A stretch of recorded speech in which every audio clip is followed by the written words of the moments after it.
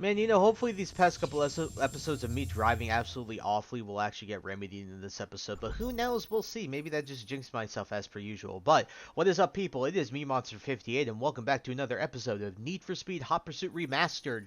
In the last episode, even though we drove really badly, we got a gold on an event with the McLaren F1 that we ended up getting a silver on in the previous episode, and we did a bunch of other events. Not super exciting for the most part, but we did get through events, progressing ourselves more through the performance and highway patrol units of our both racer and cop career. So into this episode, we're just going to continue with that trend, but we'll start off with racer events, and I think what we'll start off with, let's see, because we started with cop ones last time, let's start off with a preview, I think. Oh no, wait, excuse me. I've apologized for that. No, we did racer events last time, so let's do cop events. So very similar to start off with the preview here.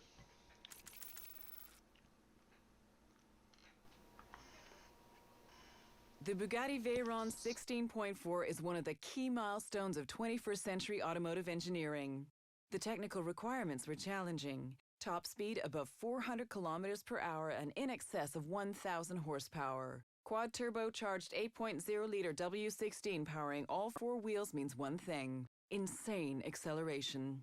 In fact, the only thing more impressive than the 2.5 seconds it takes to get to 60 miles per hour is the stopping power of its huge ceramic brakes, which can bring it to a halt again in 2.3 seconds. Ingenious aerodynamics are the only thing keeping the Veyron on the ground at high speed, with the car literally changing shape as it accelerates to top speed.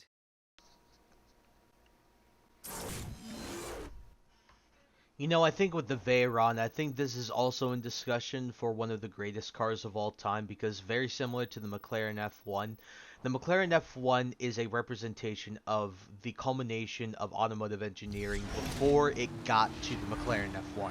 The McLaren F1 was a culmination of all the engineering that came before it, and did set the hypercar sort of standard going Central forward. To all units, officers require assistance on Rockingham Road. Because this car was made to dethrone the F1, and lo and behold, it did dethrone the F1.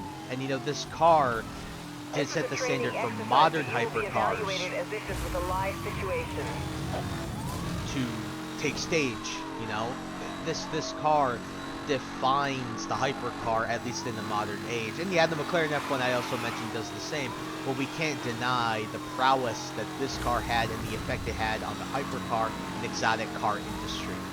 So, this car, something I found very interesting about this car is when it comes to the Veyron and even the Chiron, I don't believe that they really put very high-tech infotainment systems in these cars, because I believe Bugatti said that they wanted to make this car timeless, and by adding infotainment systems of the current generation, so say they have the standard Apple CarPlay Android Auto, it would make sense that in the way distant future that those systems would be outdated. So why would they put a system in the car that would otherwise be outdated in decades time, 50, 60 years time, right? It wouldn't make any sense. So by intentionally leaving that out, they've made the car essentially timeless in that sense. Now, not to say there isn't exactly anything, but there is a large removal of that sort of high-tech infotainment system that you would normally see on most modern cars these days, including exotics. I mean, if you look at like the Huracan Evo, right? The Huracan Evo has a really nice new infotainment system. Looking at some of the new Ferraris, they have that like side screen that you can sit with the passenger, right? So you do get some creature comforts with these new cars. It's just with the Veyron, they didn't want to make it any less timeless, so they wanted to make this thing last for years. And obviously, the Veyron is one of the most desired hypercars of all time, not only for its pedigree, but obviously also for its driving capabilities and as such, right? Unlocked a new car because of that. And by the way, if you noticed in the event, we unlocked, was it? SRT8. Nice, highway patrol unit, very, very cool. But if you noticed in the event, that car was fast. It's next to its big brother, the Super Sport. This is, well, technically younger brother, but you get what I'm saying. That when it comes to the Veyron, it's very fast and kind of scary to control. And I think with that, let's try the new Challenger. Why not?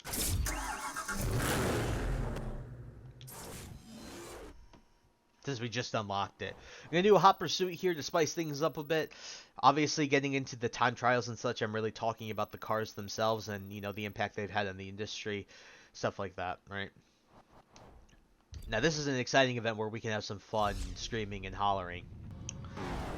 Got a few cars, got some good amount of weapons. Here we go, let the chaos begin, fellas. Alright. We got, how many busts? I think we've got like six or seven of them. We got a good amount of weapons. I think this shouldn't be too bad. Got a Porsche right here. I believe this is a little baby Cayman. That got provided all of your health, buddy. No, I screwed that up. Suspect has evaded the spike strip. I just said block. All units, you are cleared 8C. to the spike strip. Come here, 8C. A car that I wish was more well enjoyed in life, but obviously I have to admit. Come on. Ooh, let's go. That Challenger also probably got wrecked as well.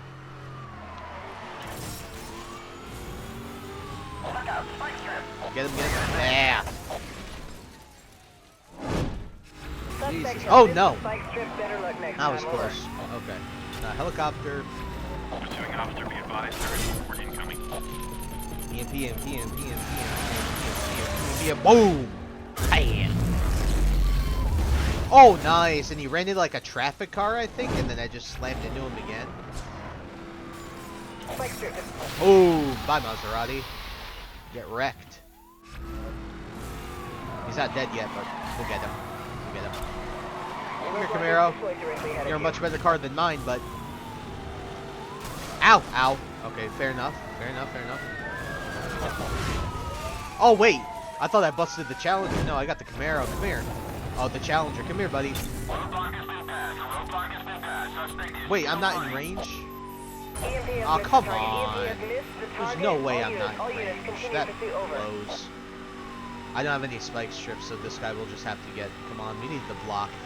Okay, by the way, this is the area where roadblocks suck. You'll see. Look at... no, not there. It's further up, but you guys will get the idea. Oh my god, that Challenger is really fast. Wait, he's moving. What the heck? Come on, come on, come on. This is actually really scary. Yeah, we have 5 miles still, but like... Actually, I have nothing left. I just have to try and keep up with them. Come on. Oh, this is spooky. Oh no. Come on. 4 miles. No, dude, no. I'm not any faster than him. Oh boy, this is not good. I wasted a lot of my weapons. This spike strips were... I got screwed over. Oh no, I don't. I literally do not have anything left for him. He has to screw up for me to catch up to him.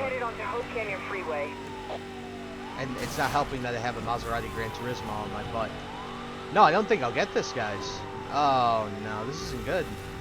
Damn it, we'll have to redo this next episode. This actually is really annoying. Ah, it was my screw-ups though, but like, come on, man. No, I cannot keep up with him. Wait, he ran into the car and he's still going. What the heck? He didn't lose any speed going through there. I mean, I'm happy he ran into... Wait, how am I supposed to keep up with him? Look at that. This is what I get for insulting the Challenger, I guess. Oh, come on, man. That blows, dude. No, I can't keep up with him. Ah, that really sucks, man. Yeah, that really blows. Damn, I'm really disappointed. Alright, I guess we did do those 2 cop events. We'll just do it again in the next episode. Getting to the racer events now. Let's just do a quick time trial, I think, to settle us down from that, because that really annoys me. We'll do the Maserati here. Nothing too crazy. Again, I do not like convertibles, man. I do like convertibles in certain situations if the hard top isn't if like the convertible has a hard top cover, then I'm fine with it, but if it's like a soft top, I can't stand it, man. I think soft tops are ugly. They ruin the silhouette of a car. I don't know, man. I just don't like them. And also, it ruins like the weight distribution of some of these cars too. A lot of the cars' weight distribution gets screwed up when they turn into a convertible. You know, that's one thing I absolutely despise with this game is when you're in a really tight road like this and then they spawn two cars on both lanes. Like each on the going and oncoming lanes. It like, especially when you're doing a time trial like this, dude, it's such a pain. Like, I get the whole point of, you know, this is made by Criterion, so part of the whole point of this game is to crash, right? Because Burnout. Speaking of Burnout, I miss this series, man. I played the original, I played 2 Point of Impact, and I played the absolute piss out of Paradise. And, like, I really wish we got a new Burnout game. And it really makes me sad that we haven't gotten one in so long. I don't know if Criterion will ever go into making another one, but I really hope they do at some point, because I desperately do miss Burnout as a series. I just like going fast and crashing into things, man, and just taking people down. It was freaking cool. Like, yeah, you get the same emulation, sort of, you know, with this game, but, man, it's not the same unless it actually is Burnout. Alright, so I think we'll end off the day, since we started off the day with a preview for the cop side. Let's end off with a preview on the racer side of things. So let's get into the Porsche 911 GT3 RS. This is the homologation model which qualifies the car to be raced in a range of racing series. The creation of the RS Rennsport, a racing sport, allows drivers to experience the thrill of a finely tuned race car on the road. The 911 GT3 was a great starting point. The goal was more power, higher performance, and faster lap times. Engine power is now 444 bhp at 7,900 RPM, while the braking system has been overhauled with new composite brake discs. Lap times are now definitely faster. The body is 44 millimeters wider at the rear, and for the first time, 26 millimeters wider at the front, which means wider tires can be used, and improved cornering is achieved. A fixed rear wing straight from the racetrack, and contrasting colors of the wheels, wing mirrors, logo, and side plates add to the overall look.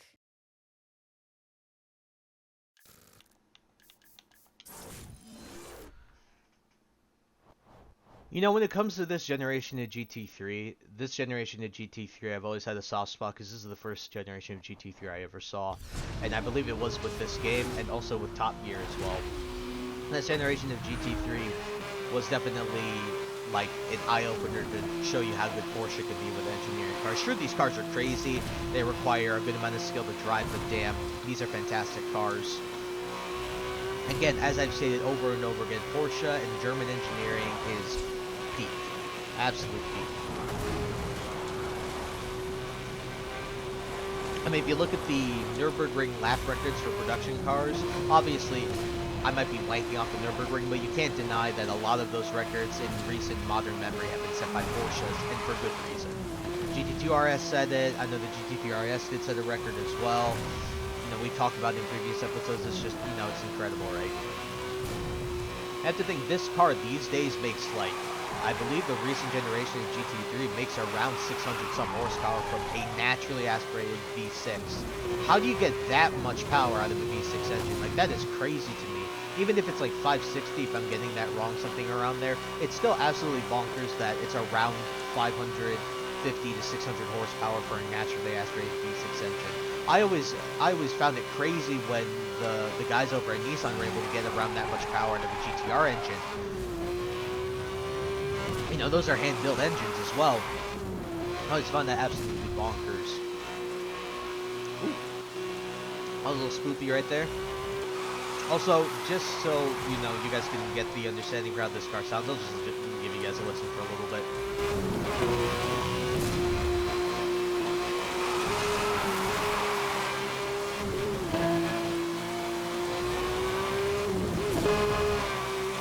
Yeah, I mean, it sounds fantastic, doesn't it? Like, there's no denying that.